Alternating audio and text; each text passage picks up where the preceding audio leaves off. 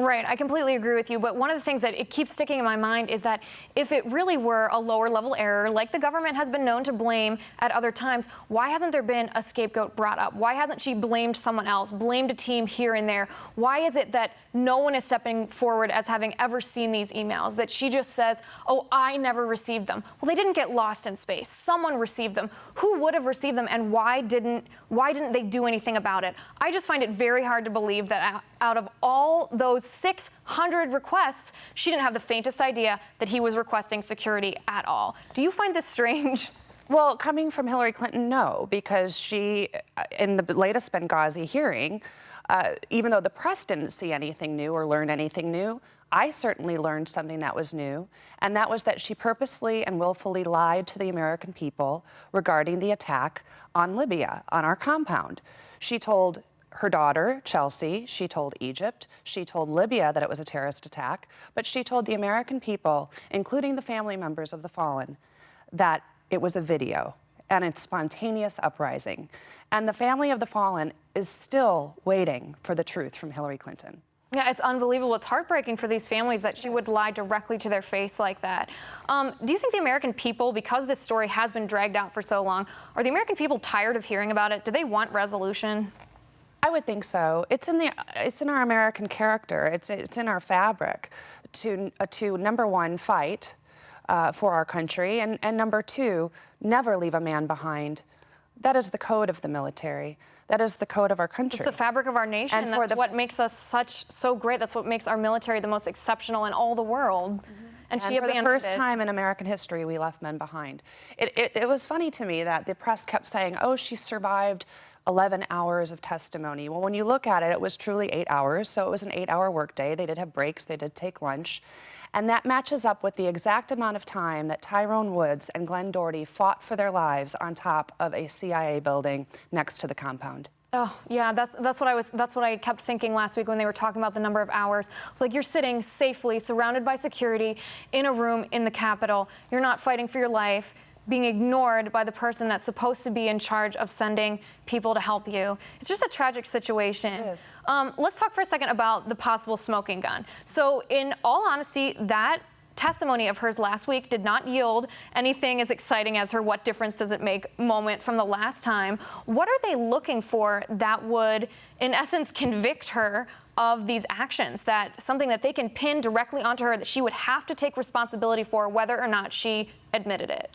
Well, you obviously have conflicting testimony now that she gave, according to the emails that were just released on Friday. And let's not forget, she and her emails and her server are under the investigation of the FBI.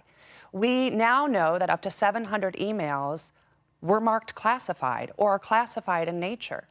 So did her unprotected server, her own personal private server that was held in an unsecure location, was it breached?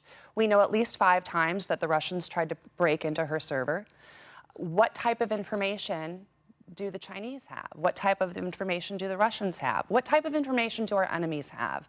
Because of her private server in an unsecured location, and now we know that 700 of those emails were classified. Right, and this is unprecedented in the sense that there have been articles, the media tries to protect her really, but there's been articles and reports that say she's too big for punishment, she's too big for jail, nothing's gonna happen to her. If anything, she'll get a slap on the wrist. What should happen to her if we find information that she violated these classified documents, the rules about the handling of these documents, that she disregarded and put our nation at risk? What should happen to her?